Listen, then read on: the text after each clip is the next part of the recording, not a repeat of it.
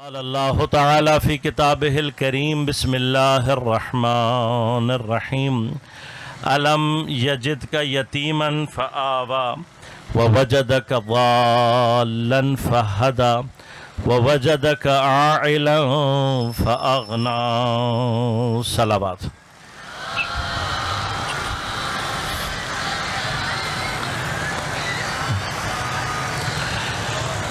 مومنین کرام، سامعین محترم، عزیزان گرامی قدر، آپ متوجہ ہیں کہ آج کی شب منسوب ہے شب وفات حضرت حسرت آیات جناب خدیجۃ الکبریٰ ام المؤمنین سلام اللہ علیہا سے.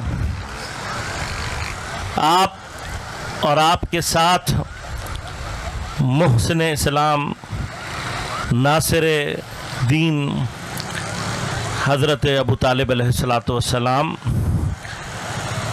کی وفات ایک ہی سال میں پے در پے. یہ دو واقعات ایسے تھے کہ جنہوں نے قلب رحمت للعالمین پیغمبر اکرم صلی اللہ علیہ وآلہ وسلم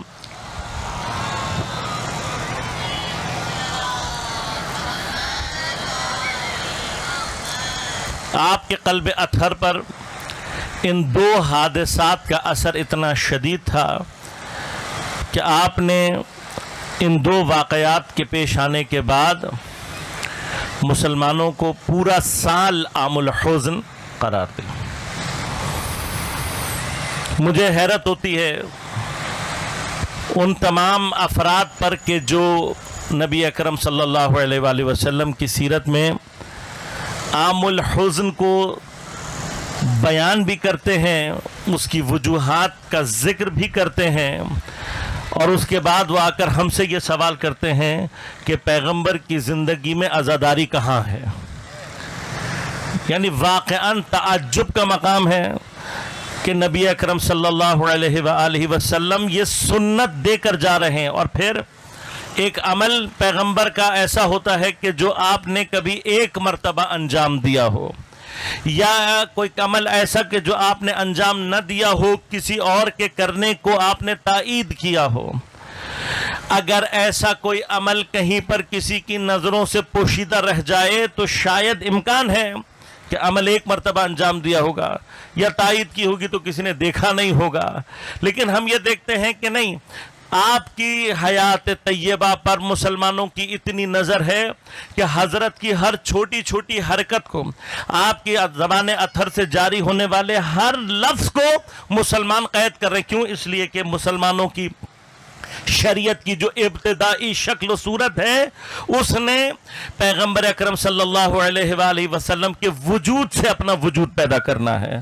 اگر پیغمبر اکرم صلی اللہ علیہ وآلہ وسلم کا وجود درمیان میں نہ ہو اور ہم تصور کر لیں کہ قرآن کہیں سے ہمارے پاس آ بھی جاتا، تب بھی پروردگار ہم سے کیا چاہتا ہے اور کیسے چاہتا ہے یہ ہماری عقول کبھی بھی درک نہیں کر سکتی.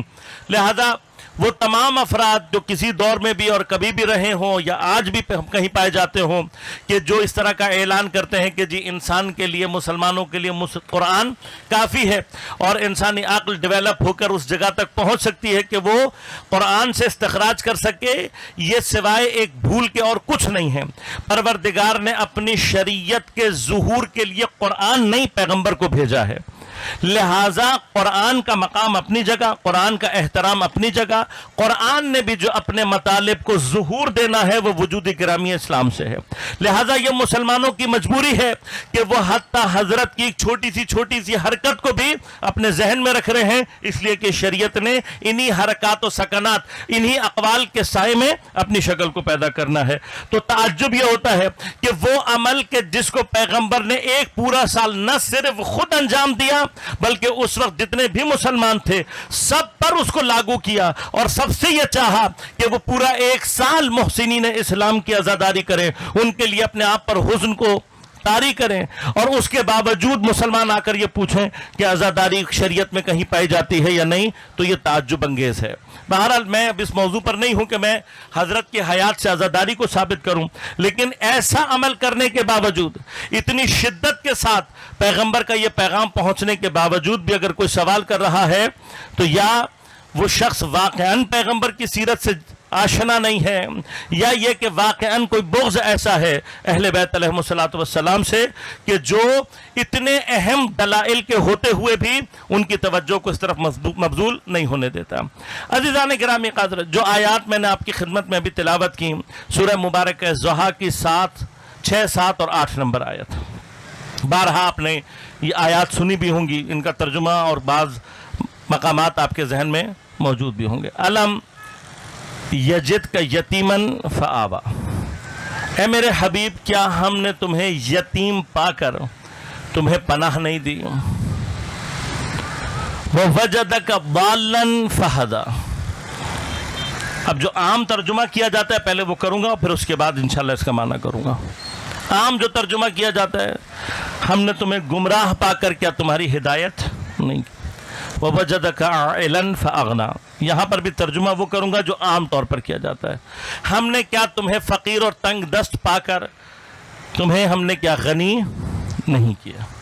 3 مقامات ہیں، پناہ دی یتیمی کے مقابلے پر، ہدایت دی گمراہی کے مقابلے پر، غنی کیا تنگ دستی کے مقابلے پر۔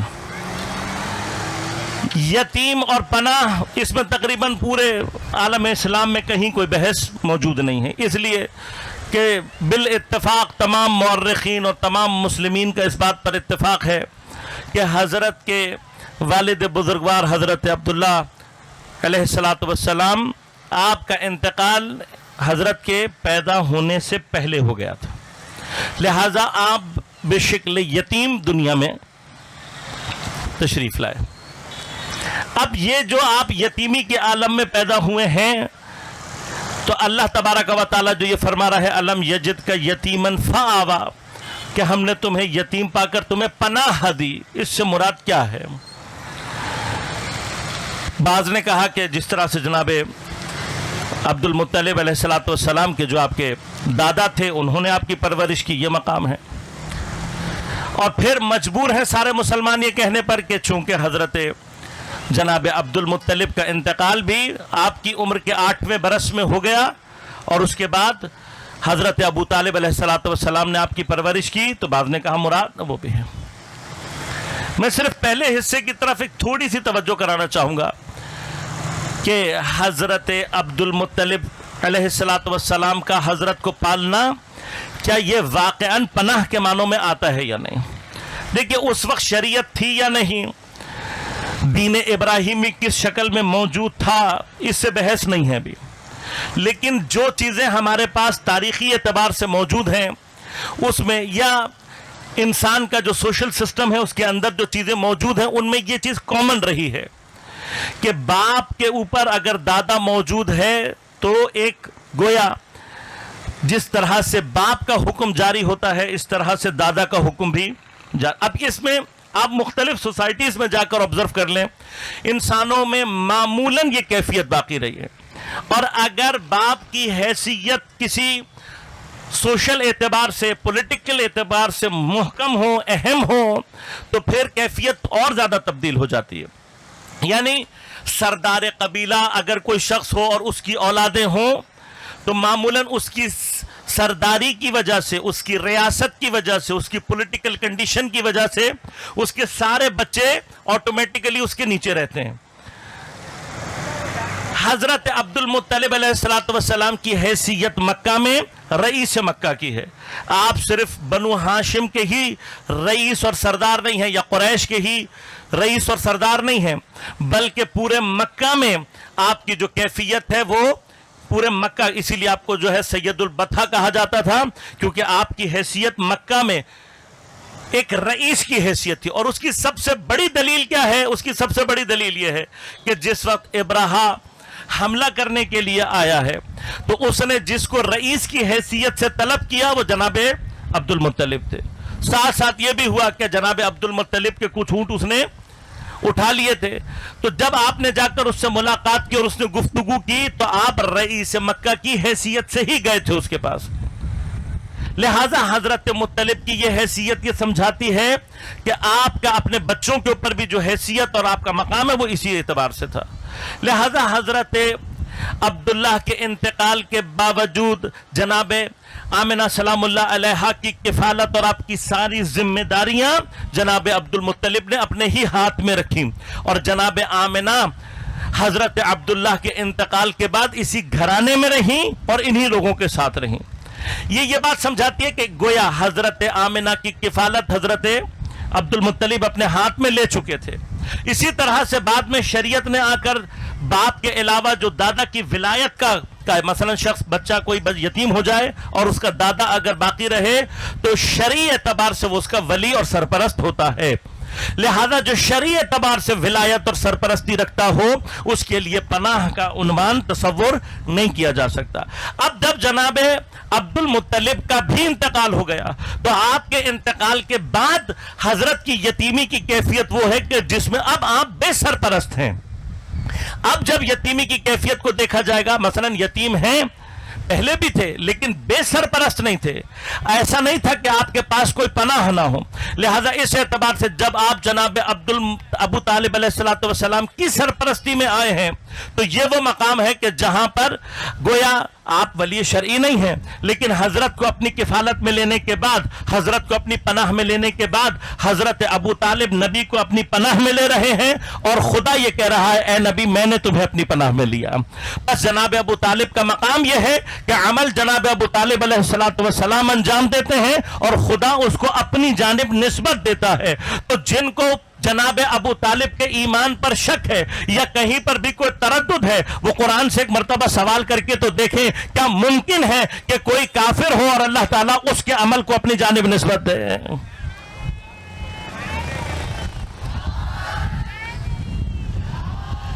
لا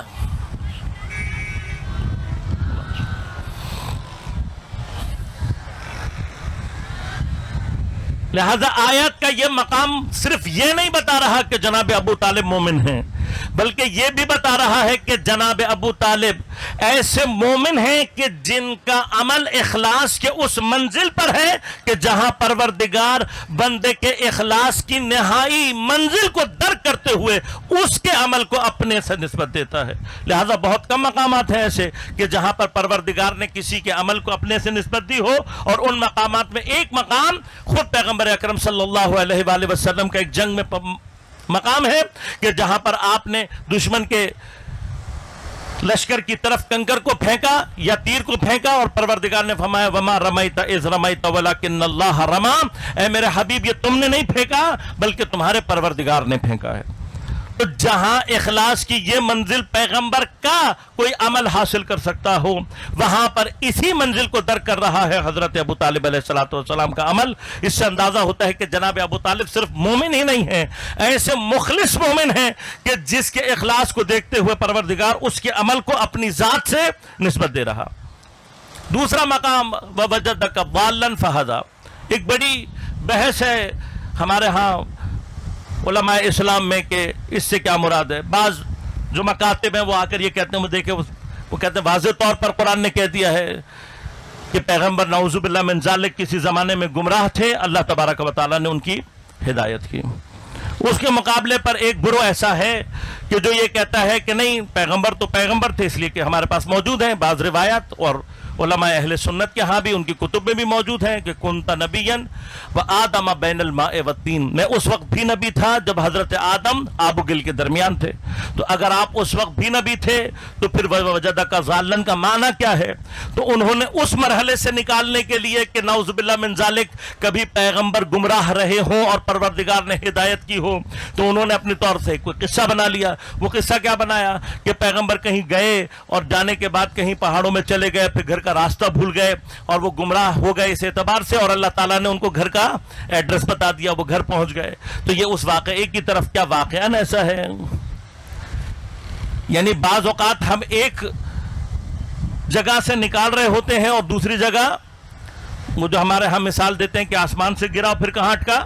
کھجور میں اٹک گیا، یہاں سے نکالا تو وہاں پھنسا دیا۔ کیا واقعاً پیغمبر کی حیات یہ بتاتی ہے کہ آپ نے بکریوں کو چرانا، اس طرح کے عمل انجام دیے؟ جو آدمی اپنے گھر کا راستہ نہ جانتا ہو، جو اطراف کی پہاڑیوں میں گم ہو جاتا ہو، کیا واقعاً حضرت کا آئی کیو لیول اس لیول پہ تھا؟ جبکہ آپ جس فن سے آپ کا غار ہرا پر جانا آنا اور اطراف میں گھومنا پھرنا عام سی بات تھی. یہ جو فن ہے یہ تو عرب کے عام بچوں میں عام طور پر پایا جاتا. آپ مجھے عرب کے کسی اور بندے کا ایسا کوئی واقعہ بتا دیں کہ جو گم ہو گیا ہو اور پھر ملا نہ ہو یا اس کو ڈھونڈنے کے لیے لوگ گئے ہوں. کیوں آپ اس طرح کی نسبت پیغمبر سے دیتے ہیں؟ لہذا علامہ طباطبائی رضوان اللہ تعالی علیہ اس مقام پر فرماتے ہیں کہ یہاں پر جس چیز کو ضال کہا گیا ہے وہ ضال عدم کے اوپر دلالت کرتا ہے، معدومیت کے اوپر دلالت کرتا ہے. اور اس کے لیے انہوں نے استدلال کیے ہیں. عربی ادب میں بھی یہ مادہ اس معنی میں کئی مقامات پر استعمال ہوا ہے. لہٰذا اس کا ہر جگہ معنی گمشدہ ہونا نہیں ہے. یا یوں سمجھ لیجئے کہ گمشدگی ہر جگہ اس معنی میں نہیں ہے کہ گمراہی ہی اس کا لازمہ ہو. بعض جگہوں پر یہ مادہ استعمال ہوتا ہے وجود کے مقابلے پر، اور جب یہ وجود کے مقابلے پر استعمال ہوگا تو پھر خود خدا کا معنی وجود عطا کرنے کا. لہذا فرمایا کہ یہ اس معنی کو نہیں بیان کر رہا کہ نعوذ باللہ من ذالک کسی دور میں حضرت جو ہے وہ گمراہ رہے تھے اور پروردگار نے ان کی ہدایت کی. نبی اکرم صلی اللہ علیہ وآلہ وسلم کے لیے آپ کسی بھی مقام پر خدا نخواستہ اس مطلب کو اگر تصور کر لیں تو پورا نظام کائنات درہم برہم ہو سکتا ہے.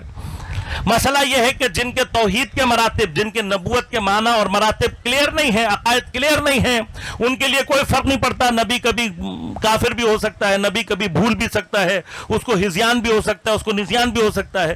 تو جب سب کچھ ہی ہو سکتا ہے تو پھر نبوت جائے گی کہاں؟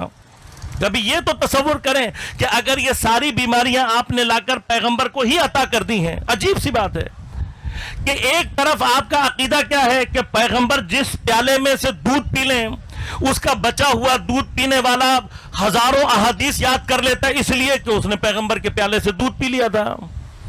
وہاں آپ کے ہاں عجیب و غریب اس طرح کی بھی ہیں کہ نعوذ باللہ من ذالک حضرت نے کسی برتن میں ادرار کیا، پیشاب کیا، وہ پھینکنے کے لیے بھیجا تو کسی نے نعوذ باللہ من ذالک اس کو پی لیا تو وہ اس کے لیے ایسا باعث شفا ہوا کہ، اور اس طرح کی نہ جانے کتنی حیرت انگیز باتیں. تو وہ حیرت انگیز بات سن کر یہ تو سوچو کبھی کہ کیا واقعاً جو کبھی گمراہ رہا ہو، جس پر ہذیان و نسیان کے اٹیک ہوتے ہوں، کیا وہ ذات واقعاً اتنی بابرکت ہو سکتی ہے؟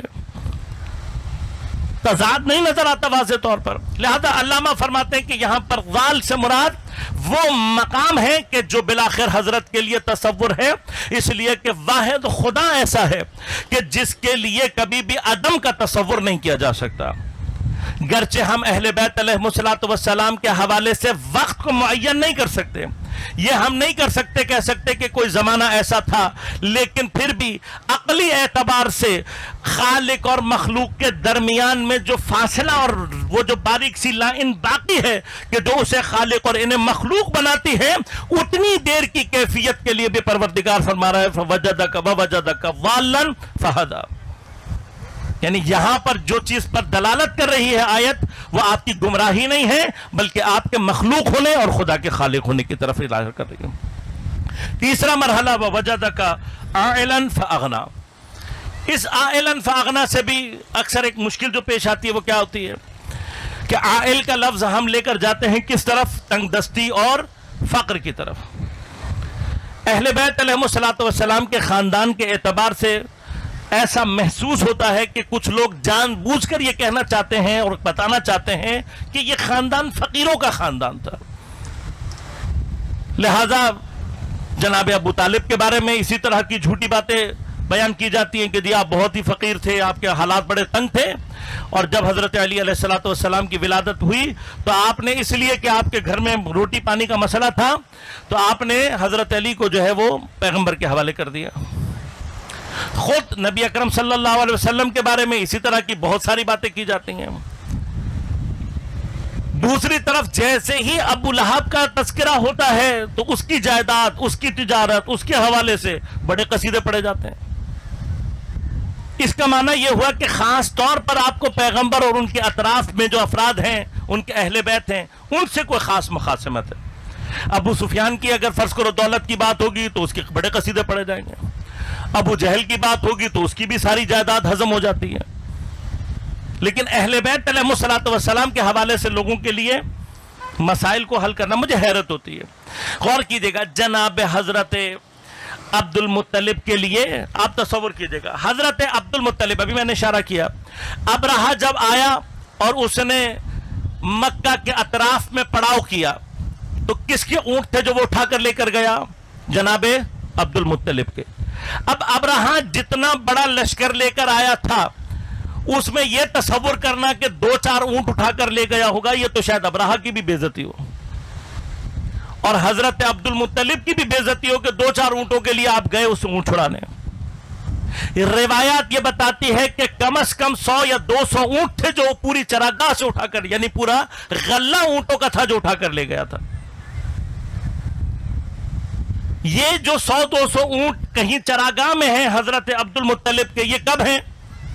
یہ ایک واقعہ اور گزرنے کے بعد ہے۔ وہ واقعہ کیا ہے؟ وہ واقعہ یہ ہے کہ حضرت جناب عبد المطلب نے زمزم کے کنویں کی دریافت کے لیے منت مانی تھی کہ میں کسی اپنے بیٹے کی قربانی کروں گا، اور جب وہ مل گیا اور آپ نے قرآن نکالا تو جناب عبداللہ کا نام آیا۔ تمام جتنے اس وقت علماء ان کے تھے اور افراد تھے ان سب نے جناب عبد المطلب کو مجبور کیا اس بات پر کہ آپ جناب عبداللہ کا بھی قرآن نکالیں اونٹوں کے ساتھ۔ تو مشہور تاریخ کا واقعہ ہے کہ 1 اونٹ پر نہیں آیا، 2 پر نہیں آیا، 10 پر نہیں، 20 پر نہیں، 100 اونٹوں پر جا کر جناب عبداللہ کا نام نہیں آیا، 100 اونٹوں کا آیا۔ تو جب 100 اونٹوں پر قرآن نکلا، اسی لیے غور کیجئے گا، آج تک اسلام میں مرد کی جو دیت ہے وہ 100 اونٹ جو مقرر ہوئی ہے وہ جناب عبد المطلب کے اسی فعل کے ذریعے سے ہوئی۔ میں اسی لیے تعجب کرتا ہوں ان تمام افراد پہ کہ جو حضرت کے اجداد کو کافر کہنے کی کوشش کرتے ہیں، کیا پروردگار کافروں کی سنت کے ذریعے سے اسلام کو تشکیل دے رہا ہے؟ لہذا جناب عبد المطلب کی یہ سنت کو اسلام میں جاری کرنا خود دلیل ہے اس بات کی، اور ہمارے پاس اور بہت سارے ادلہ موجود ہیں کہ پیغمبر اکرم صلی اللہ علیہ وسلم کے تمام اجداد جناب حضرت اسماعیل تک یہ سارے کے سارے اولیاء الہی میں سے تھے، اور ان افراد میں سے تھے کہ جو دین ابراہیمی پہ عمل کر کے مسلمان تھے، اور حتی روایات یہ بھی کہتی ہیں کہ اگر ان کو کبھی ضرورت ہوتی تو پروردگار فرشتے کو بھیج کر ان کی ان مسائل کو حل بھی کرتا۔ لہذا یہ سارے کے سارے اولیاء الہی تھے۔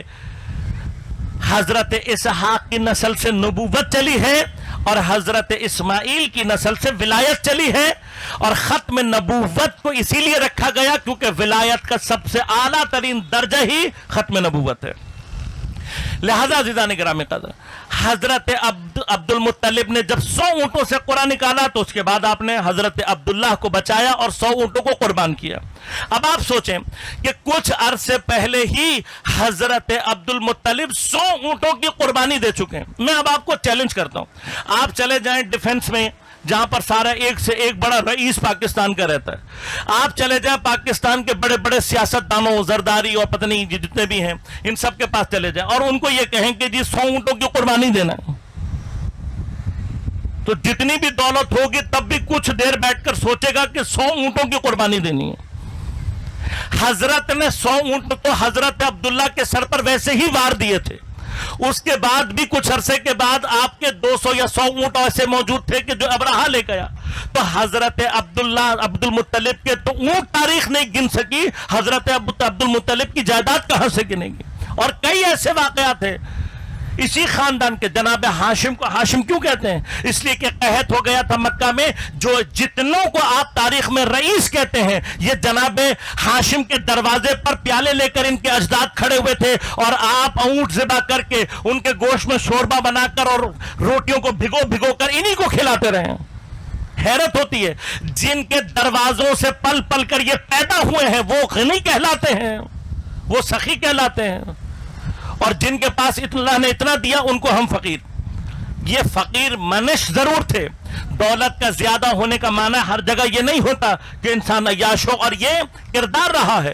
خود مولا کائنات کبھی بھی فقیر نہیں تھے، جناب سیدہ سلام اللہ علیہا کبھی بھی فقیر نہیں تھی، لیکن آپ نے کبھی بھی دنیا کو اپنے لیے استعمال نہیں کیا، اور یہ سنت تاریخ اسلام میں اگر کہیں سے جاری ہوئی ہے تو وہ ذات جناب خدیجۃ الکبریٰ سلام اللہ علیہا کی ہے۔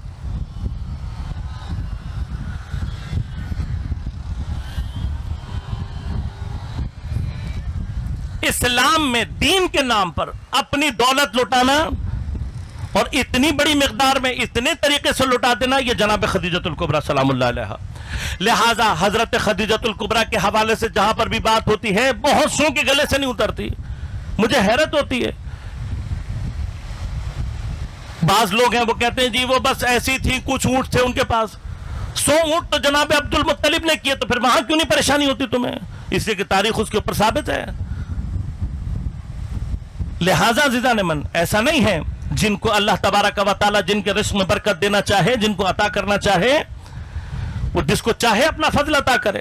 لہٰذا حضرت خدیجۃ الکبریٰ سلام اللہ علیہا کی پاک دامنی، آپ کی صداقت، آپ کی طہارت، آپ کا زہد، آپ کا تقوی اسلام سے پہلے بھی مشہور تھا، اور یہی وہ ساری تمام کی تمام وجوہات ہیں کہ جن کی وجہ سے پروردگار رزق عطا کرتا ہے۔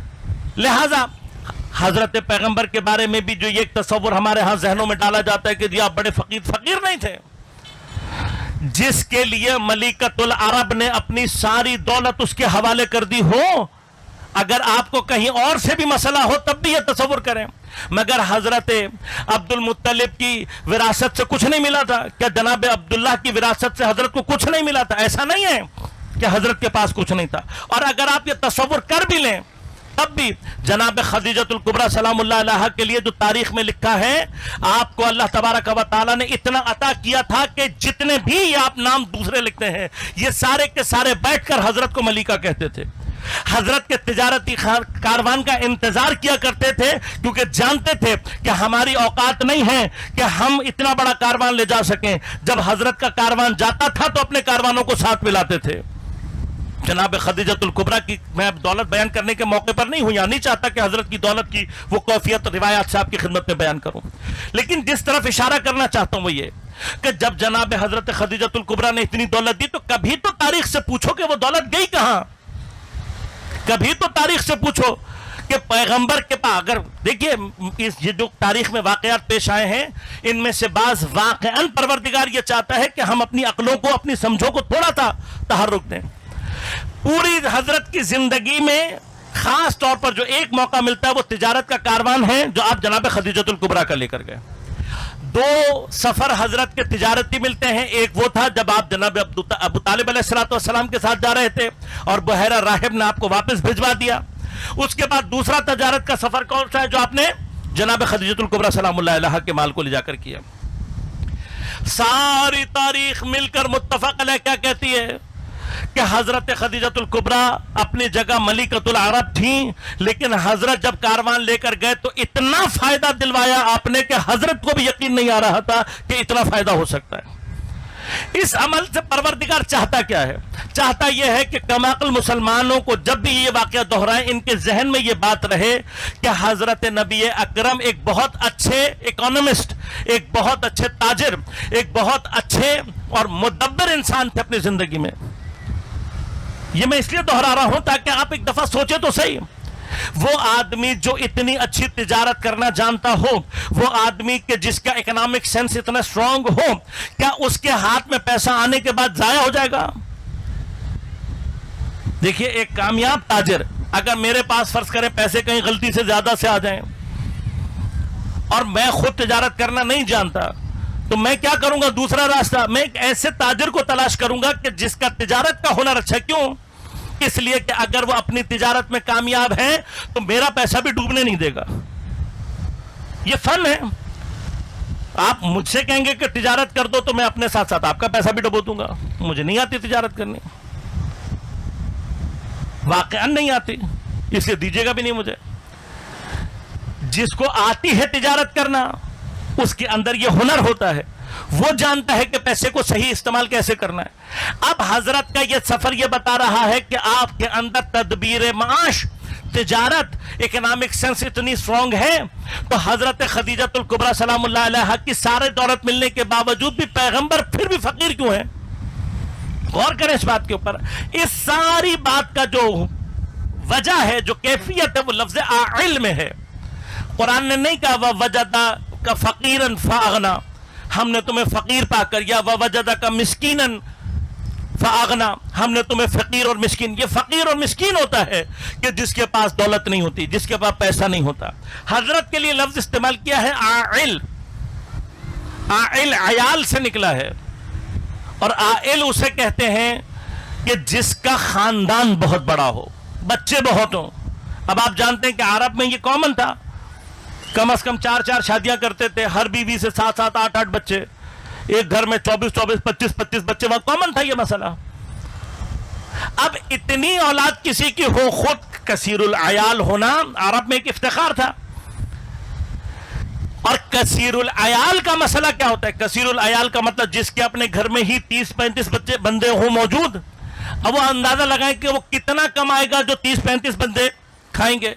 तो आइल का लफ्ज इस बंदे के लिए इस्तेमाल होता था कि जिसके घर में बच्चे ज्यादा हों, लिहाजा अगर वो बहुत भी कमा रहा होता था तो उसकी तंगदस्ती इस एतबार से होती थी, यानी अगर बहुत कमाने वाला भी है लेकिन घर में खाने वाले ही 30-35 है, तो अंदाजा लगाइए ना, अच्छा खासा कमाकर भी कम पड़ता है। ये कैफियत है कि जो आइल होने को जाहिर करती थी। अब मुझे तारीख में ये बताइए कि जिस जमाने में अल्लाह ये बात कर रहा है, उस जमाने में पैगंबर के घर में कितने लोग थे? एक जनाब खदीजतुल कुबरा सलामुल्लाह अलैहा और एक जनाब ज़हरा सलामुल्लाह अलैहा। अगर हम उन ज़ईफ रिवायात को मान लें, अगर मान लें, तब भी 3 और बेटियां तसव्वुर कर लें, अगर मान लें उनको, और अगर ना माने और अपने हिसाब से बात करें तो आपकी बहन की बेटियां थी, चलो आपके साथ अगर पल रही थी तो फिर भी कितने हो गए मिला के? 5 आदमी। ये तो 5 हमारे यहां भी आजकल नॉर्मल होता है। तो क्या 5 आदमी जिसके यहां फर्ज करें घर में 3 या 4 बेटियां हो, उसको अयालदार कहते हैं? हमारे यहां भी नहीं कहता, आज भी राइज नहीं है। तो वो जमाना जिसमें 30-35 लोगों के ऊपर या शायद इससे भी ज्यादा तादाद को देखकर कहा जाता हो, वहां पर 5 बंदों की फैमिली को आइल कहा जाएगा, अयालदार कहा जाएगा? हरगिज नहीं कहा जाएगा। तो फिर पैगंबर के अयाल क्या मतलब है? पैगंबर के अयाल का जो माना है वो मख्फी है इस माना में कि जहां पर आपने फरमाया, मसलन रिवायत है कि अना व अली अबवा हाज़िहिल उम्मा, मैं और अली इस उम्मत के 2 बाप हैं। इस रिवायत से जो बात समझ में आती है वो क्या कि हर नबी और हर इमाम अपनी उम्मत का बाप होता है, और जब वो उम्मत का बाप होता है तो उम्मत उसके लिए बिल्कुल उसके अपने घर वालों की मानंद होती है। लिहाजा जब पैगंबर को आइल कहा जाएगा तो उससे मुराद क्या होगी? एक इम्कान यह है कि पैगंबर के आइल होने से मुराद ये ली जाए कि चूंकि आप उम्मत के बाप हैं, और ये हुआ है। जनाब खदीजतुल कुबरा की दौलत कहां गई? तारीख में आप अगर तलाश करेंगे तो वो जितने भी बाद में सखी, गनी, अमीर, कबीर जितने भी कहलाए हैं, वो सारे के सारे आपको जनाब खदीजतुल कुबरा के टुकड़ों पर पलकर इस मकाम पर जाते हुए नजर आएंगे। लिहाजा मुझे समझ में नहीं आता, हमारे यहाँ मसलन तारीख में कुछ ऐसे चीज़ें मौजूद हैं कि जिनकी मसलन तहकीक की ज़रूरत है। एक मसलन रिवायत बयान की जाती है कि मुसलमान पहुँचे जब मदीना में तो यहूदी उनको कुआं नहीं दे रहे थे, कुएं से पानी नहीं पीने दे रहे थे। अब वहाँ पर एक पूरा अफसाना, एक पूरा सिलसिला तामीर कर दिया गया, हमने भी सुन लिया। अब आए तारीख से पूछें। तारीख में आयतुल्लाह जाफर मुर्तज़ा आमिली ने सही मिन सीरत नबी आज़म के अंदर तारीख से साबित यह किया है कि मदीना में 8 ऐसे कुएं थे जो बतौर कुल वक्फ थे, किसी की मलकियत नहीं थी, जिसका दिल चाहे उन कुओं से पी सकता था। हत्ता उन कुओं के तारीख में नाम मौजूद है और आपने लिखे।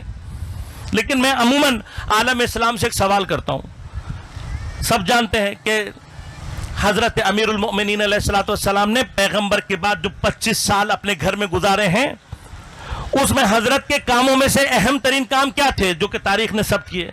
तो आप सब कहेंगे कि हजरत का एक अहम काम क्या था कि हजरत बंजर जमीन देखकर खरीद लेते थे और फिर उसके अंदर कुआं खोदते थे। उस कुएं में पानी आने के बाद वहां पर ज़राअत को कायम करने के बाद वो कुआं, वो जमीन सब वक्फ कर देते थे। इस तरह से हजरत के पास बाज रिवायत ने 100, किसी ने 150, किसी ने 200 कुएं तक लिखा है।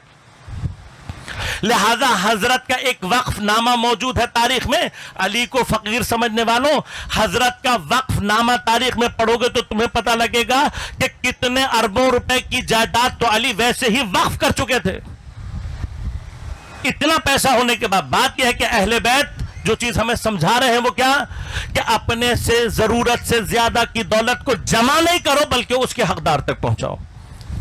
تو میرا سوال صرف ایک اتنا سا ہے کہ اگر حضرت امیر المومنین علی علیہ الصلوۃ والسلام اکیلے مل کر سینکڑوں کی تعداد میں کنواں کھود سکتے تھے تو کیا سینکڑوں مسلمان مل کر ایک کنواں نہیں کھود سکتے تھے؟ لہذا یہ جو داستان سازی ہے ان کے اوپر تھوڑا سا تفکر اور غور کرنے کی ضرورت ہے۔ جناب خدیجۃ الکبریٰ سلام اللہ علیہا نے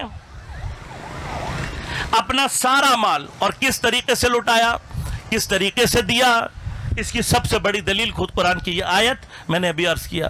خدا جانے کتنا خلوص ہے جناب خدیجۃ الکبریٰ کے اس کام میں، اس فعل میں، کہ جناب خدیجۃ الکبریٰ پیغمبر کو وہ مال دے رہی ہیں اور خدا کہہ رہا ہے ہم نے تمہیں غنی کر دیا۔ وہ جو کہ غنی علی العالمین ہے، وہ جس کی عطا کا کوئی انتہا نہیں ہے، وہ کسی کو اگر غنی کہے تو خدا جانے جناب خدیجۃ الکبریٰ نے کتنا مال تھا جو حضرت کو دیا۔ اور صرف مال دیا نہیں، جب وہ سارے کا سارا دین مبین اسلام کے استحکام کے لیے استعمال ہوا تو آپ کی حالت وہ کہ وہ خاتون کے جس کے پاس سینکڑوں کی تعداد میں کنیزیں ہوا کرتی تھیں آج اس جگہ پر پہنچ گئی ہے کہ جب پیغمبر غار حرا میں عبادت کے لیے جاتے ہیں تو آپ کو غذا پہنچانے کے لیے حضرت خود غذا تیار کر کے پا پیادہ اس مقام تک غذا لے کر جاتی ہیں۔ تاریخ نے لکھا ہے ایسی عاشق رسول تاریخ نے دوبارہ کبھی نہیں دیکھی۔ آپ اور میں بھی آج جا کر اگر غار حرا آج دیکھیں گے تو ایک مرتبہ سوچیں گے کہ اتنا اوپر جانا، لیکن جناب خدیجۃ الکبریٰ سلام اللہ علیہا اس کے باوجود جب کچھ دن ہو جاتے حضرت کی زیارت کیے بغیر تو عشق پیغمبر آپ کو اس جگہ تک لے جاتا جہاں پر آج عام انسان کے لیے جانا آسان کام نہیں ہے۔ اور خدا جانے اس مدت میں حضرت سے کتنا عشق کیا ہے کہ تاریخوں نے، روایتوں نے لکھا ہے کہ پیغمبر اپنی ساری زندگی جناب خدیجۃ الکبریٰ کو فراموش نہیں کر سکتے۔ لہذا جناب عائشہ سے روایت ہے، آپ فرماتی ہیں کہ کبھی ایسا نہیں ہوا کہ پیغمبر نے قربانی کی ہو اور جناب خدیجہ سلام اللہ علیہا کے دوستوں کو اور آپ کے خاندان کے افراد کو حصہ نہ بھجوایا۔ اس قدر عشق ہے نبی کو جناب حضرت خدیجۃ الکبریٰ۔ آپ کی شہادت، میں لفظ شہادت اس لیے استعمال کر رہا ہوں کہ جناب خدیجۃ الکبریٰ اس منزل پر اس وقت اس طریقے سے پہنچی ہیں کہ اس کے پیچھے 4 سال کا شاب ابو طالب کا محاصرہ اقتصادی ہے۔ یہ جو تکلیفیں ہیں، یہ جو پریشانیاں ہیں جن سے ہم اور آپ گزر رہے ہیں، خصوصاً اسرا کی فیملی، یہ یاد رکھیے گا کہ مومنین کے لیے خدا کی طرف سے یہ مقرر ہے۔ ہمارا کام کیا ہے؟ ایک ہم یہ کہ خدا سے شکایت، خدا سے نہ کریں شکایت، خدا کے مقابلے پہ صبر سے کام لیں، خدا سے دعا مانگیں کہ وہ آپ کی ان تکلیفوں اور پریشانیوں میں آپ کو مزید صبر عطا کرے۔ لیکن اگر یہ کام ظلم سے ہوا ہے تو ظالم کے خلاف کھڑا ہونا یہ عین دین ہے۔ 4 سال آپ یہاں پر بیٹھے ہیں، یقیناً تکلیف ہے۔ ماہ مبارک رمضان میں پچھلے چند دنوں سے جتنی شدید گرمی ہو رہی ہے اس کو دیکھ کر آپ لوگوں کے لیے سوائے دعاؤں کے ہمارے دل سے کچھ نہیں نکلتا، اس لیے کہ ہماری شاید اتنی حیثیت نہیں ہے، ہمارا ایمان شاید اس درجے پر نہیں ہے۔ لیکن خدا آپ لوگوں کی توفیقات میں اضافہ کرے کہ جو آپ اتنی شدید گرمی میں بھی مظلوموں کا ساتھ دینے کے لیے، ظالم کے خلاف آواز اٹھانے کے لیے اتنی گرمی میں یہاں بیٹھے۔ لیکن اب جب آپ کو گرمی کا احساس ہو تو جناب خدیجۃ الکبریٰ کی اس مظلومیت کو درک کرنے کی کوشش کیجیے گا۔ شاب کیا تھا؟ شاب ایک درے کا نام تھا، نہ جس میں سر پر کوئی سایہ، نہ کوئی گھر، نہ کوئی سائبان۔ لہذا گرمی ہوتی ہے تو شدید گرمی میں بیٹھے ہیں، اور اگر سردی ہو تو شدید سردی میں بیٹھے ہیں۔ روایات کہتی ہیں کہ شاب ابو طالب کی سختی نے اہل بیت کے بدن کی، جسم کی، کھال کی رنگت کو تبدیل کر دیا تھا، اور اتنا سخت اقتصادی محاصرہ تھا کہ بعض اوقات اہل بیت علیہم الصلوۃ والسلام اور پیغمبر کے ساتھ جو مسلمان وہاں موجود تھے وہ مجبور ہو جاتے تھے گھاس اور پھوس کھانے پر۔ یہ وہ سارے مصائب تھے کہ جنہوں نے جناب خدیجۃ الکبریٰ سلام اللہ علیہا کو اتنا نحیف کر دیا تھا کہ یہ ختم ہونے کے کچھ عرصے کے اندر آپ مریض ہوئی اور آپ کی شہادت واقع ہو گئی. لیکن جس وقت آپ کے انتقال کا مرحلہ نزدیک تھا آپ نے کچھ وصیتیں ہیں جو پیغمبر اکرم صلی اللہ علیہ وسلم سے کی ہیں. ایک وصیت کا مرحلہ آپ کی محبت بھی ہے، لیکن دوسری طرف مسلمانوں کی لیے ایک بہت بڑی نصیحت یہ ہے کہ جناب خدیجۃ الکبریٰ ان تمام مسائل کے ساتھ پیغمبر اکرم صلی اللہ علیہ وسلم سے بعض روایات کے مطابق قبر کی کیفیت سے پریشان ہیں. لہذا حضرت جبرائیل کو اللہ تبارک و تعالی نے بھیجا اور جناب جبرائیل علیہ السلام نے فرمایا کہ جناب خدیجۃ الکبریٰ سے کہیں کہ اللہ اور میں بھی ان پر سلام بھیج رہے ہیں. جناب خدیجۃ الکبریٰ وہ باعظمت بی بی ہے کہ اللہ نے یا اپنے انبیاء پر سلام بھیجا ہے یا جناب خدیجۃ الکبریٰ پر سلام بھیجا ہے. اتنی باعظمت بی بی جو وصیتیں کر رہی ہے، اس میں سے ایک وصیت کیا ہے آپ جانتے ہیں کہ جناب زہرا سلام اللہ علیہا کی عمر مبارک بھی اس وقت زیادہ نہیں ہے. لہذا جناب خدیجۃ الکبریٰ کے ذہن میں جو چیز ہے وہ کیا ہے کہ میرے بعد میری بیٹی کا کیا ہوگا، تنہا رہ جائے گی میری بیٹی.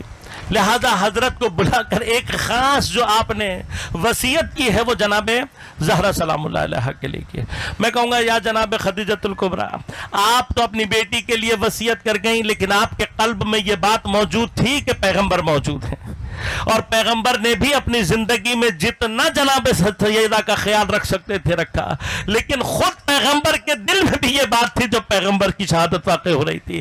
لہذا اپنی شہادت سے پہلے ایک مقام پر بیٹھ کر پیغمبر زار و زار رو رہے ہیں. کسی نے پوچھا پیغمبر سے کہ کیوں رو رہے ہیں؟ فرمایا میں دیکھ رہا ہوں گویا میرے بعد میری عمر میری بیٹی کے ساتھ کیا سلوک کرے گی.